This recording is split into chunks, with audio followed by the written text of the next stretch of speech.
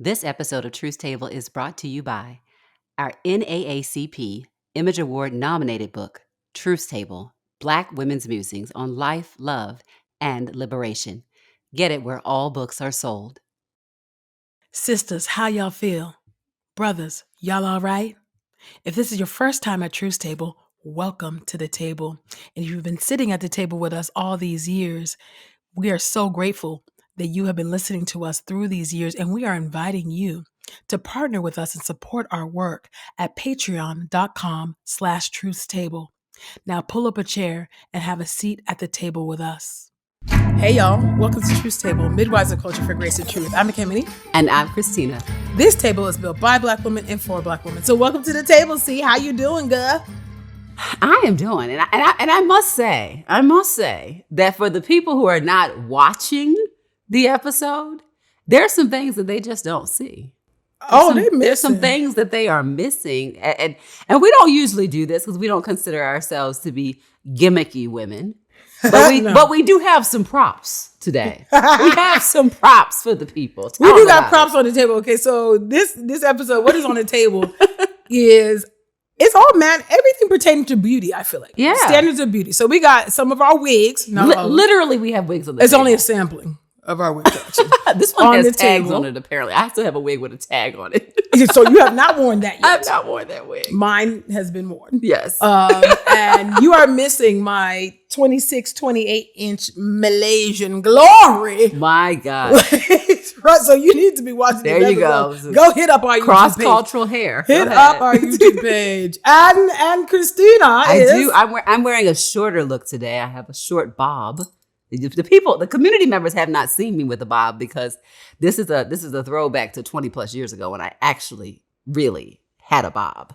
Bring back the bob, saints. Bring back the bob. Yeah, it's like, I feel like I'm giving Patra. I'm giving Patra vibe. I'm on a roll. I'm feeling Patra. I'm giving Patra. As in that I don't Patra? have the big box braids right now, but I feel like I'm giving Patra, See, I was thinking more so like you were saying yeah, there's more of a Naomi-ness. There's a I love Naomi. That's yes. I love Naomi Campbell. So it's a little bit more of that going on. And okay, that's true. Yeah, and as a person who names their wigs, today I am wearing amber. And I told you she's a woman. Amber is a woman who married so rich that she doesn't have any student loan debt. That's what Amber is. Whoa. Whoa. I can't even imagine. This wig is giving, I can't imagine it's level giving of wealth. Hamptons. It's giving, I can't imagine. Brunch all the time. I can't imagine that level of wealth right there. So, okay. That's why it's only a wig. That's why it's only a wig. I don't. Seriously, really, what is on the table? Literally, our wigs, our wigs, beauty standards, nail, all of it. We're gonna talk about it all. What does it mean to keep it real? What does it mean to keep it, but keep real? It synthetic at the same time? But can you keep it real and keep it synthetic?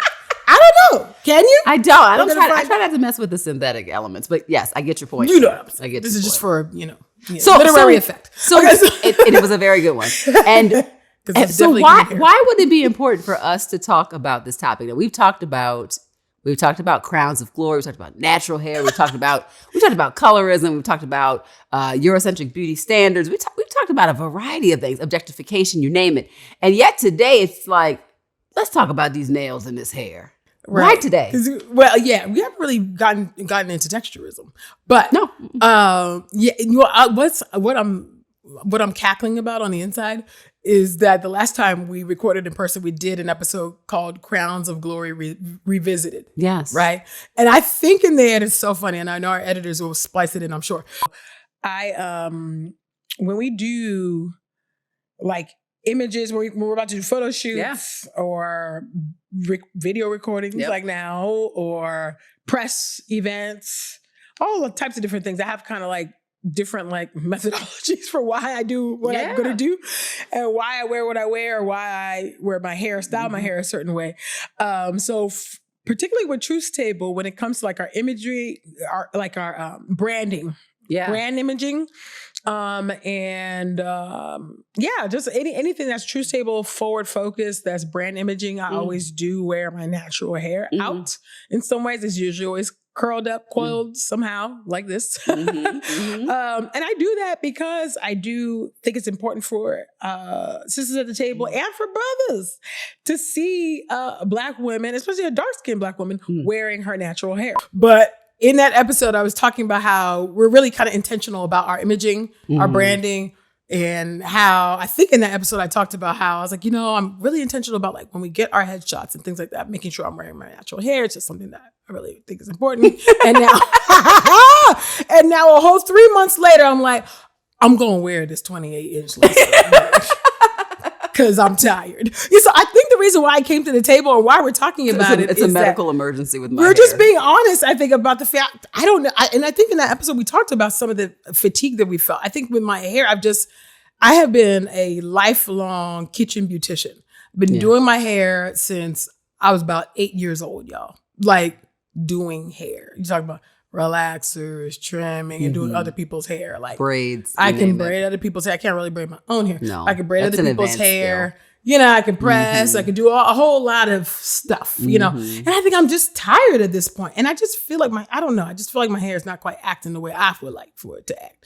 And so I was like, you know what? So it's been braids. It's been braids. But, the problem with the braids is the edges. This is true. And the traction alopecia. And let me tell you, whoever comes up with a cure for traction alopecia, you're going to be rich. Thin edges for Black women, and whoever can cure that is going to be a billionaire. Rich. You're going to be filthy rich. Come up with it. Is that your way of speaking that into existence? That's that. Come on. Whoever comes up with it, can you imagine? They are going to be bald. Listen, I do. And this is not I do know we have many a Black chemist out here. I know. There's got to be someone that can formal really and informal fix this issue. Yes. All that to say. So yeah, I was just like, y'all gonna get long luscious. I don't name my wigs really because I just have so many of them, and they just go into different rotations. Yes. But this one is long luscious because I paid a whole lot of money for this. Her name is expensive. That's what her name. That's what her name is. Long luscious. I haven't worn this since we went to the Image Awards. By the way, I only bring this out for special occasions. There you go. Well, so people can consider this is a themselves special occasion, special, and you are special, my sister. So there you go. It's here. So anyway, sorry. That's how I kind of come into or entering into this conversation. Yeah. Okay, it's fatigue. Okay, that's just tired. Yeah. So what about you, Christina? And I would say, and I am a wash and go hair person. You are typically, and I'm true to that, like decades long. Wash and go kind of person. But I think, and again, I'm not trying to start no conspiracy theory, but I do think that our bodies, our hair, our minds, they ain't been right since COVID.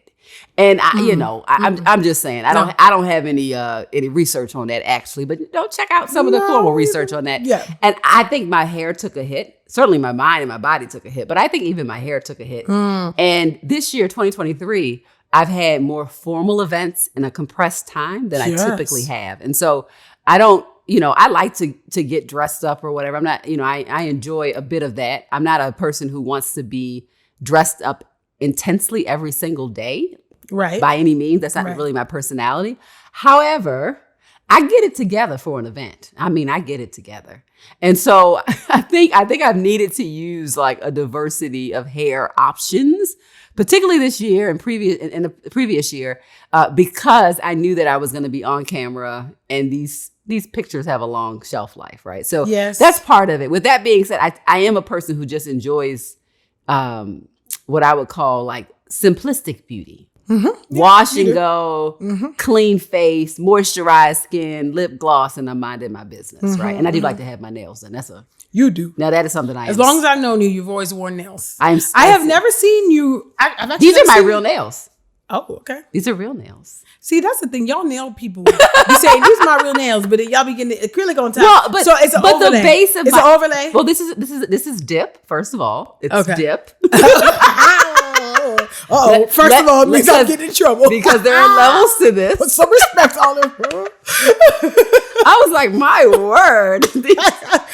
I didn't know overlays were insults. I've gotten enough compliment from the dear folks who do my nails. And usually they'll take my hand and they'll hold it up and they'll go, these are real. And I'll go, they are real.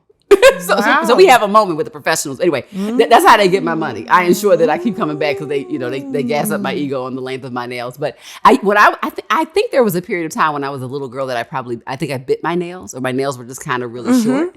And so now I'm grateful to have, and also it's a sign that you have a good diet and that kind of stuff. So I do. That is my one splurge. Cosmetically, so is I do take my nails serious. Yes. I used to do nails, but I don't really do them like that no more. That's all right. I put on some press-ons when we have a nice little fancy event, and I'll just keep it moving. That's right. But yeah, so when we had a lot of fancy events, you're right, in the beginning of the year, and so it was just like, so I made some investments in some hair that I don't usually normally wouldn't have made. Let me think about how I would describe. Because you described kind of your own approach to beauty.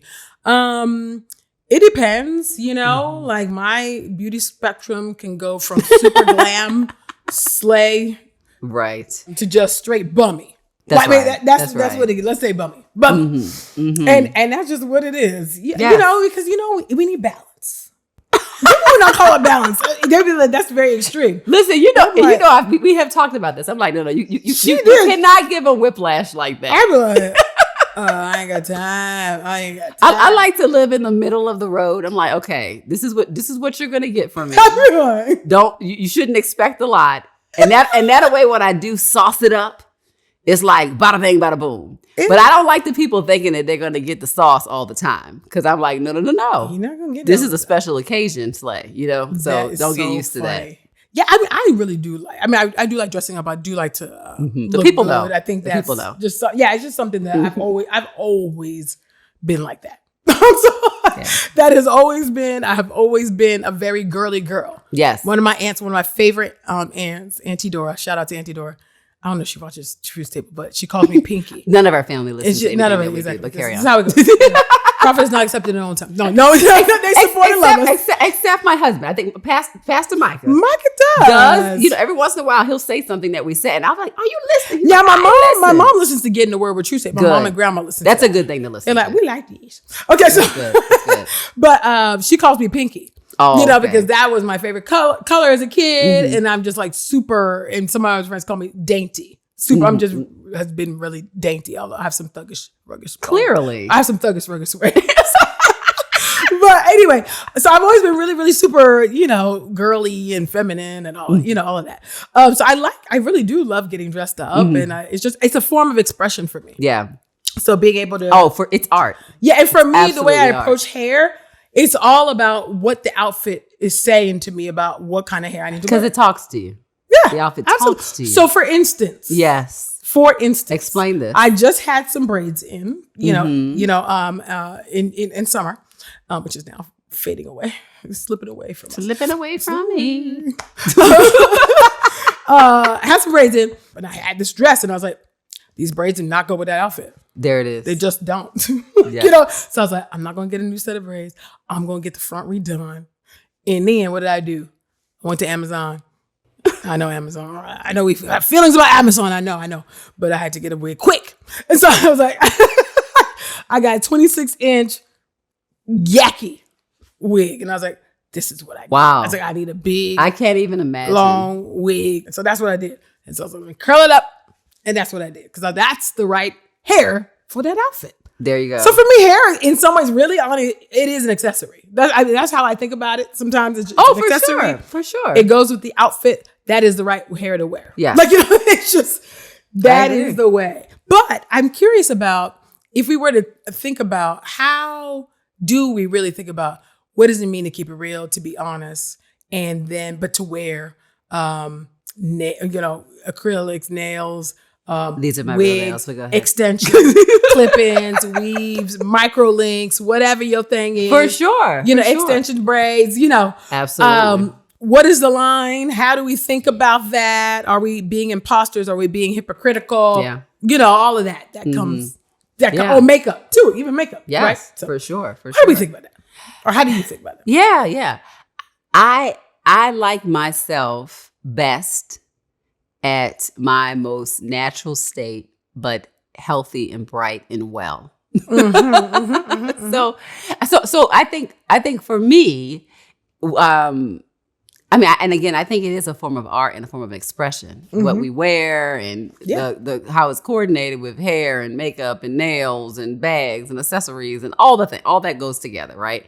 And I think that's a lot of fun. And I do think it's creative expression, which I'm a big fan of. All many forms of creative expression, but I think that your base of how you see yourself is going to be critical because it's easy to get swept up into fantasy and dependent on fantasy.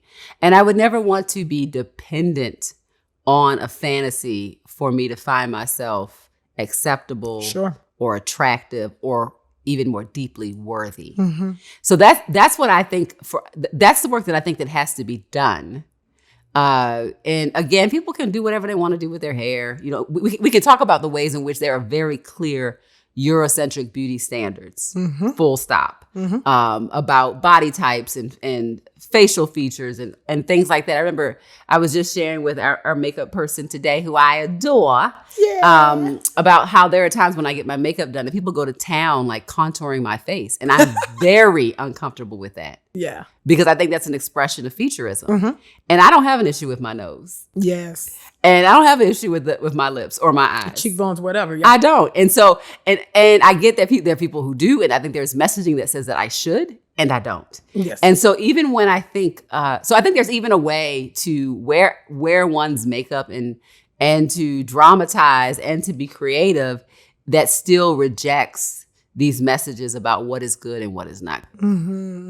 Yeah, no, I think that the base that you're starting from is important. So, when I think about let's started way younger, right? Because we grew up in a different era. So where perms reigned supreme, at the time in the 90s. Oh, right? yeah. So, yeah. Honestly, Revlon, Vance, so I was colonized. Hawaiian Silky. Yeah, Hawaiian Silky. And listen, I was colonized at an early age with regard to, relaxers appearance, and those European standards of beauty and whatnot. And so it wasn't until much later on. When did I start wearing weaves? Somewhere in college. Shout out to my bestie for that one time. We still laugh about that one terrible weave. It was a full weave with bangs, and it was terrible hair. Whenever you're talking about wigs or weaves with bangs, this is it's always risky. It's risky work. You want to talk about that has to be done with precision, excellence, PhD in weaveology. Now I do got a bomb wig with a bang that I wore at the Department of State. That's a good wig right there. You save that for the government. I was like, that's a good wig. Anyway, it is a good wig, but it is tricky. Bangs and wigs and weaves are it's tricky. You're living on the edge. Oh my gosh, advanced. You're living on the edge. So anyway, I'm thinking about back then, and my self-esteem was really low, at that time, and so it was used as at that time a dependency, and there was a real crutch, a beauty crutch, I would call it, in order to, it was a beauty crutch in order for me to feel pretty, and to feel desirable and all of that, right? Yeah. At that time, but then after doing a whole lot of work on decolonizing my mind and all that, and you can read all that in the Truth Table book, y'all. It's all there in the colorism chapter for sure, and in the Hidden in Plain Sight chapter. At this point, you should have read it. Carry on. You should have read it. It's all in there. But so I finally, when I started to get, better, I would say a healthy self-estimation of myself and being able to be like, I am pretty. I can say that out of my mouth, and which is something I couldn't say many years ago. I was like, okay, I don't need this stuff. And it was actually the natural hair journey that facilitated that. Yeah, I think that for so many of us. Yeah, for so many of us. So that helped facilitate that. I went on that journey in 2011, and I am still natural. And so that was very helpful. And so then I returned back after many years of not wearing any extensions at all. Maybe, when did I start probably wearing? I don't know. I want to say for a good 5-6 years, I don't think I really wore a whole bunch of like extra hair much. Yeah. And then I just kind of, started coming back to it. And I came back to it in a way where it's like, I see it as an accessory. It goes better with this outfit. Yeah. I look good with it this way, versus that way because of what I'm wearing instead of like, no, I'm not pretty without this, hair or this look, or For sure. Well, and also it's for me, it truly is a protective style. So when I think about wearing my hair in braids, or if I have a season, and I don't wear. I mean, I guess it's all comparable to who you're talking to. I don't think I wear my hair. I don't think I wear additions to my hair very frequently. I do wear braids. I do a stretch of braids just about every year. But certainly, but wigs and things like that, that's also kind of rare. But I actually think about them not because of, what they're going to look like, but because they really are protective styles for me. And my primary goal is protecting my actual hair that grows out of my head. Yes. I don't know I think I've shared this on the show. If not, get ready to hear it twice. But I think I talked about having this nightmare where I go to the salon and I'm sitting in the chair and I'm just asking for like a wash and a press. And then I turn around and they have put a relaxer in my hair and I lose my mind. I go off. And I think it's not so much about like hair is so precious, because I could lose my hair tomorrow. I could have, a medical need that requires, chemotherapy. Who knows? Anything can happen, right? We need to wear these things like loose garments. But I think part of the reason as I analyzed that dream years later is that this idea of something that I'm content with, that something is really a part of me, can be changed at its very substance. And that's what chemical treatments do. Like once you relax your hair, you can't get your hair to unrelax unless you cut it off, right? And there's the permanent element of change, I think, is part of what freaks me out in that dream too, not just like the woman gave me a relaxer, right? But I think it's so important to be aware of your own insecurities, your own fears. Like what am I insecure about? To actually do that personal work. Because I think that is going to be important as we go into a journey about, is it really about a style or an accessory, or is this rooted in my own fears and my own lack of self-love in a particular area? Right. And that question is one that I don't think we stop asking ourselves. I think because we're always getting messaging. We don't stop getting the messaging, right? Yeah. And so every generation of my life, there has been a new message about what beauty is, what I should look like, what I should value, who I should be. And I think that asking that question at different seasons is just as important as asking it when we're really young women. Yes. Yeah. No, you're absolutely right. I'm glad you put that there. So it's something for us to chew on and to think about. So why don't we take a quick commercial break, and we come back, we're going to talk more about wigs and beauty standards. So don't go nowhere. Keep it locked, y'all. Our NAACP Image Award nominated book, Truth Table, Black Women's Musings on Life, Love, and Liberation, is making waves and shifting culture. I closed this book feeling like I had just partaken in a multi-course meal, filled with grace and the courage to carry on. And I believe you'll finish this book feeling the same way. Morgan Harper Nichols, artist and poet. Buy Truth Table, Black Women's Musings on Life, Love, and Liberation, at our website or wherever books are sold.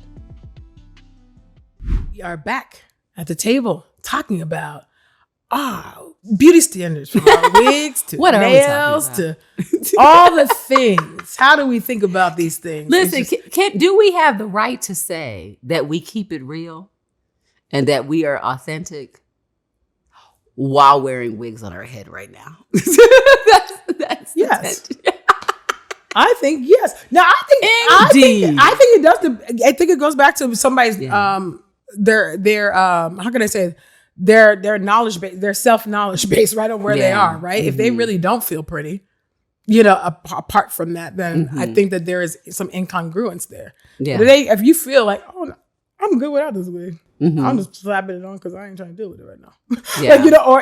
So I don't know. I guess that's a question that I think all of us have to answer for ourselves, right? I think it kind of gets back to what you were saying. About our own self-love and examining the questions, self-interrogation, that it didn't just stop when we first went natural. I think we also still have to continue to ask those questions. Decade to decade. So, I think that's a person to person, question. But if you're going to do it, you're going to wear the synthetics and the humans and the lace fronts and the caps. You got to remember that a good wig has to be shaped into a great wig. Wow. Wow. I don't care how much money you drop. That's a sermon illustration. A good wig must be shaped into that only a great certain wig. people would understand. You gotta learn. There's a lot of work. There's lessons. There's levels to this. You gotta be able to pluck it. You gotta be able to bleach the knots. No, seriously. You gotta be able to melt the lace. It's a lot. Yeah. See, when we get into the melting stuff, then I feel like, oh God. That's a full We're pass getting for to me. I'm like, now that's a now full we're getting into pass. And now it's getting a little too deep. No, that's master's degree level. That's not where I am. Like, we're getting into the internalization land. For me, it's a bit much. Well, I would better slap it on and slap it off. it's okay if y'all are doing your lace for me, but y'all can melt yours. You can melt yours. That's for me. What I think is interesting is just the level of work and commitment, right? To do those things. And I do think some of the way that we prepare ourselves and the way that we present ourselves to the world, a lot of it has to do with what we want our calling card to be. Like the way that we show up. And there is something to be said about that. I mean, it wasn't too long ago, and every once in a while this debate cycles through, right? This version of like, how can one go out in public? Like, can you go out in public wearing a bonnet? Can you go out wearing house shoes? Pajamas or whatever. And like, it circles through, and people have very strong feelings about it. Opinions. About such, but what I would say, instead of kind of getting into that element of the conversation, like to bonnet or to not bonnet, that is the question. I would say, there are these beautiful things called head wraps that are that have been around for a very long time, and now they're so ready made now. Yeah, so I'm kind of like, I'm probably gonna go for a head wrap over a bonnet, but that's me. I'm not anti bonnet by any means. I wear a scarf. I sleep in them. If I have a 6 a.m. flight, you better believe I'm gonna have a scarf on my head. Oh, for sure. Then when I get my connection around 8 or 9, then I take it off. That's right, because everybody should be sleeping. Because now everybody's on the flight. But I think that to me the larger question isn't about where people can wear bonnets and whether or not we're dealing with respectability politics, although those things are always on the table. I think the larger question is, how do you want to be known? Yeah.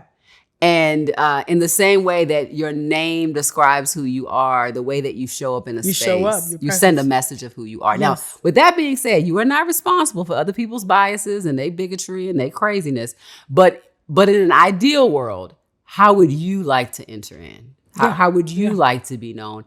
And I do think that we get to think about that as a part of our witness, as something better than being a part of our brand, but as a part of our witness, how we show up in a space. Yes. Yeah. No, you're right. I think that, I think showing up well, I think it's a matter of stewardship for me personally.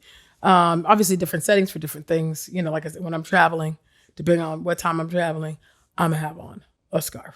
Well, or my hair up in a pineapple. Night clothes. That's gonna happen. That's gonna happen. My 4:00 flights are a problem. I have I have my travel tracksuit. I do have a travel uniform, but as we should. I believe in a travel uniform. It is my travel jumpsuit, Old Faithful, and so it's been with me through all this time. And so I'm gonna wear a pineapple at 5 and 6 a.m. Flight. That's just what it is. But these are my own things on how I'm gonna show up.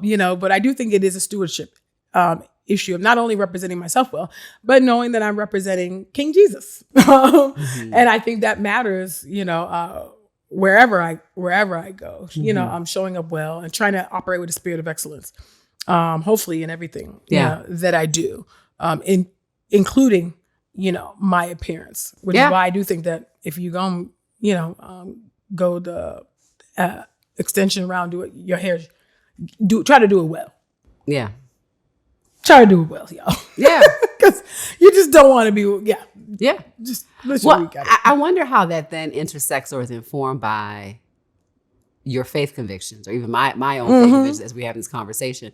When I think about the scripture calls us to a certain type of modesty. And people typically think modesty in the text is talking about, because they project kind of their own lust, their own objectification of women into the text. But it typically in the context when we see in the New Testament, these admonishments to be modest is really about not flaunting. Yeah. And in a financial sense. It's not about yoga pants or the way that clothing look on different body types, right? But it's really about what our clothing and our appearance is associated with in the world. And also ways in which we can present ourselves that reinforce a social hierarchy. Mm-hmm. That I deserve to be at this table and you don't deserve to be at this table. Yes, so having a mindfulness, I think about that, right? So obviously the person who, flaunts around whatever advantages and privileges that they have in a way that is demeaning to others who don't, or they use that as what's most important about themselves. I think Scripture is giving us a warning to not be defined in that way. Defined by our material so when it's possessions. talking about modesty, I really think it's getting into a self-restraint about what defines us. And so I do. So I try not to be hypocritical. Like on one hand, I am saying that the way we show up is a witness and an expression of stewardship, to your point, but also the way that we show up needs to be strategic so that we still are fulfilling this biblical command of modesty, which again isn't about yoga pants, but it's about making sure that we're not defined by what today we would call like these capitalistic standards. Absolutely. Yeah. And so I think that back in the day, well, obviously, I believe it's the scripture in 1 Peter that talks about, jewelry and the braiding of hair, right? Which hits us in a particular place as Black women, but that had to do with people flaunting, having your hair braided in intricate ways back then was really a status symbol. That was a very clear indication that this person had wealth. Whereas now, it does still cost a pretty penny to get a hair, but we're doing it much more cultural reasons, sure. And that doesn't always mean that culture gets to supersede what the text is saying, but there's cultural reasons, there's really practical reasons, protective styles. That's oftentimes the best way for our hair to grow, and to flourish is in braids. And so it's not a prohibition, against Black women, wearing braids. There's a cultural context within where that scripture, was written and given to the people. So let's keep that in mind. Well, cultural context is always in order. That's always in order. Yeah, that's really important. But there's still implications, right? So material wealth. This predates capitalism, y'all. And the ways that I think that the church really has been held captive by capitalism and the fancy labels. I mean, there's a whole Instagram and social media movement about pastors and their sneakers, expensive sneakers, that they're wearing. I mean, thousands of dollars, people, hundreds of dollars that they're dropping, on shoes and material, things, and so, and I think earlier in my 20s, back when I had money, now I'm just like, we trust in God. But back in my 20s, I had my corporate job. Let me say it that way. I had my corporate job and living in LA, and LA is just a different world, and so that is the land of materialism. It's not the only place in America, but that's definitely a strong there. I used to really be like, this, all these Gucci this, Gucci that, all this stuff. But now I'm like, oh gosh, the Lord disabused me of that many years ago, and so it's just not something that really. And it is bondage. It is bondage. And it just doesn't really appeal to me like that. I just don't care. And I think that was back when I was still dealing with major insecurity issues. So finding my identity and worth, in labels, and the hair, that I had and whatnot, But now I don't care about that stuff. Yeah. Well, I ain't got that stuff. But I really don't care about that stuff anymore. I really have to just look to the Lord. But you do always want to be cognizant and mindful. And that's not to say you can't splurge and get a fancy bag or whatever your thing is. Not or some fancy hair. Yeah. Whatever your thing is. It's not to say you can't. Everything in moderation, right? I think it is also about indulgence. Yeah. Self-indulgence. And at what point do we exercise self-control? Yeah, it's a fruit of the spirit. Yeah, which is the fruit of the spirit. When do we begin to self-control, self-restraint? I think particularly as leaders, I think that is incumbent upon us to be thinking about like, what does it mean for people, to see me always wearing red bottoms? I don't have no red bottoms, by the way. But I'm just making it's just an example, y'all. I don't. I wear sandals from Aldi's. Aldi's is my place. Hit us up, Aldi's. We will run ads for you because I'll be in your store every week. I don't play. Okay. Please partner. No, please partner with us. Seriously. For But yeah, so but if I had red bottoms, I think I would be thinking about, okay, in what setting would I wear that? It's the same way I would approach different attire that I wear for different occasions and different events. Yeah. Right? What I'm going to wear on a date night is not what I'm going to wear to church. Yeah. Hopefully. I mean, you know what I'm saying? Depends on the, well, I guess it depends on the setting, right? If you're going to movies, fine, I guess. But, I'm just, you just try to think, I try to think carefully about what I wear. And sometimes you miss it. And, there's grace for that. Well, wisdom is what I feel like that's what you're talking about. Yes. Is wisdom for each context, each setting, each season, what it means to you, but also what the signal it will send to others. When Paul is in the New Testament talking about this kind of gold accessory and jewelry and beading and braided hair. Oh yeah, that's a cultural nod to in some cases the cult of Artemis.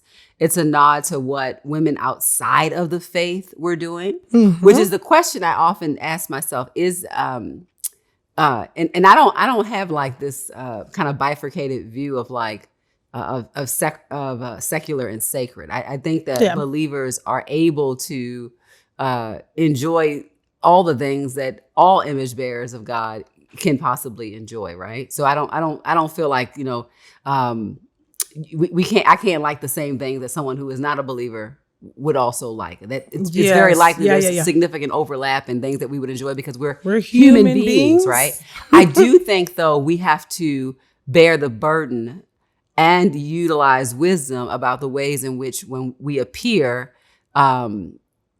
unable to be deciphered between us and the call of Artemis or something of the world like that, right? So, which is the main idea of that text. So, if all of a sudden if it was a thing for people who were like devil worshipers to wear a particular hairstyle, right? And I was like, oh, that hairstyle is the bomb. I need to get that hairstyle.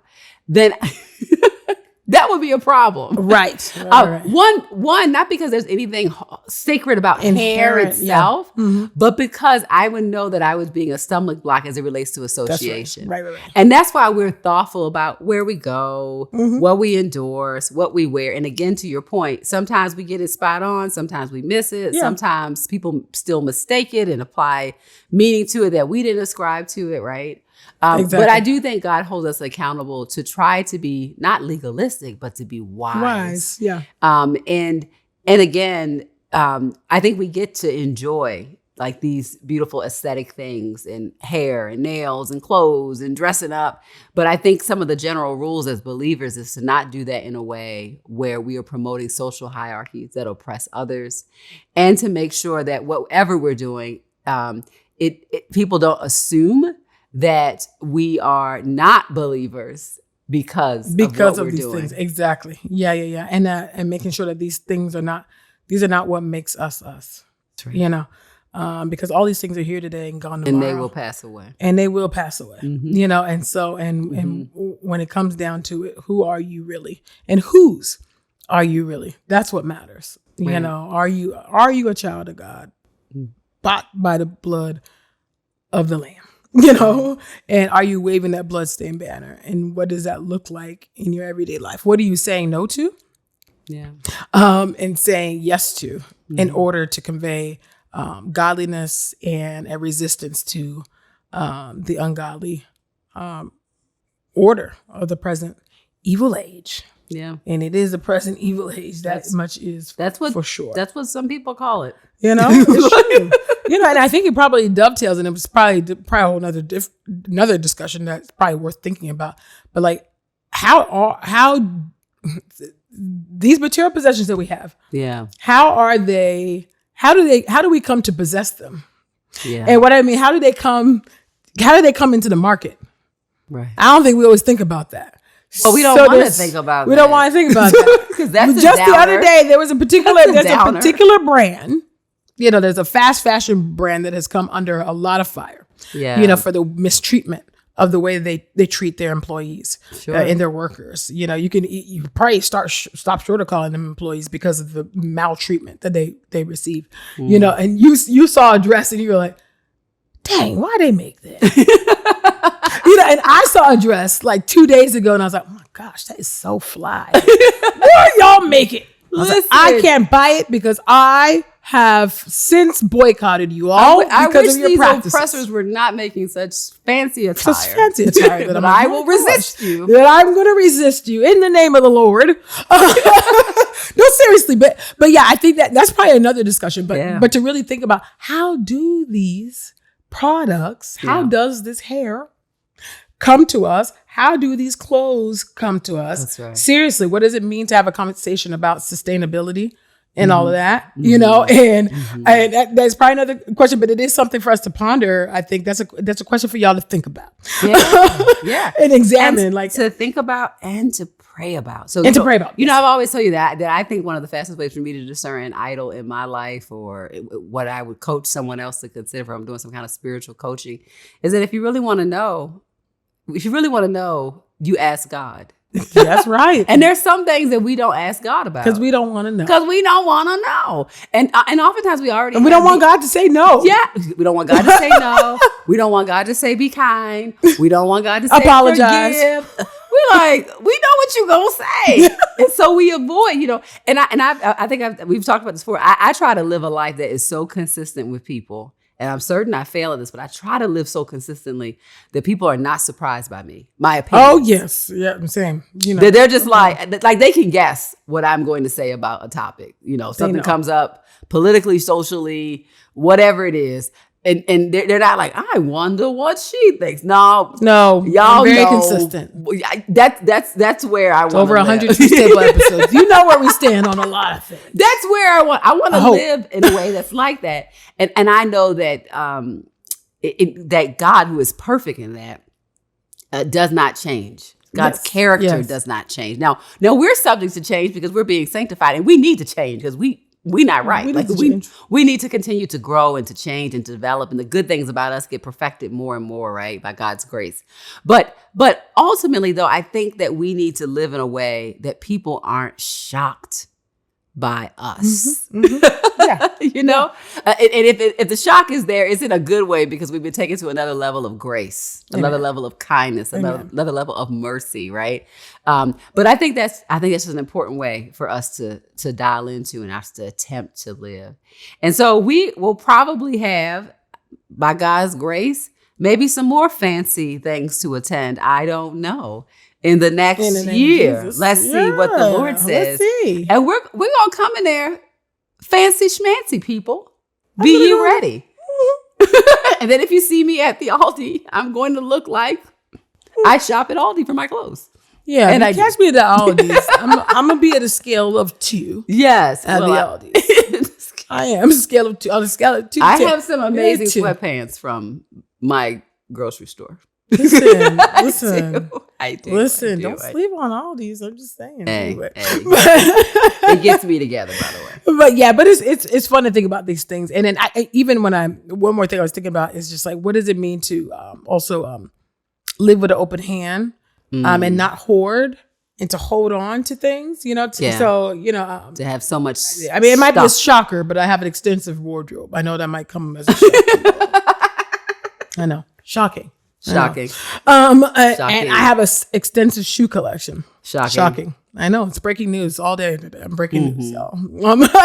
But I have always made it a point, and I've always had this thing about shoes ever since I was a child. This is not new. I'm consistent. Yeah. And so, but I do always do giveaways like twice a year. Whenever I'm changing out my closet, I'm always going through, okay, I don't wear this no more. You know, or I don't need this. And I do take care of my clothes, and the clothes get worn. Yeah. I do pop the tags.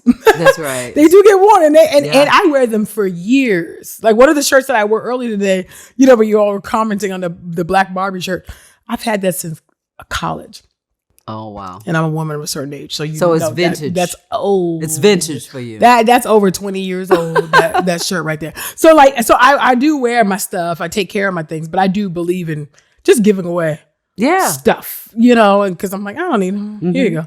You know, I try to live generously, you know, as much as I can. Well, and also in the way because it's not mine. Also in the way that people shop. You know, for some of us, we are junkers. We are thrift store shoppers. We're thrifty people, and so So a lot of those pieces are secondhand, third hand pieces Yep. that, you know, and that, to me, that's a part of the creative art and the creative expression of appearance, is that it's not so much in, you know, buying Brand the top new. of the line outfit, Exactly. this brand, but what people are able to put together, like this mosaic, this it- tapestry yes, of yes. color and texture and fit. And that's why clothing to me is a form of art. And I think it's almost a cheat sheet. When, again, by the way, I'm not saying I don't like I can't recognize a well-made outfit, because I can. Yes, you can. Very quickly, my eye know. draws to them.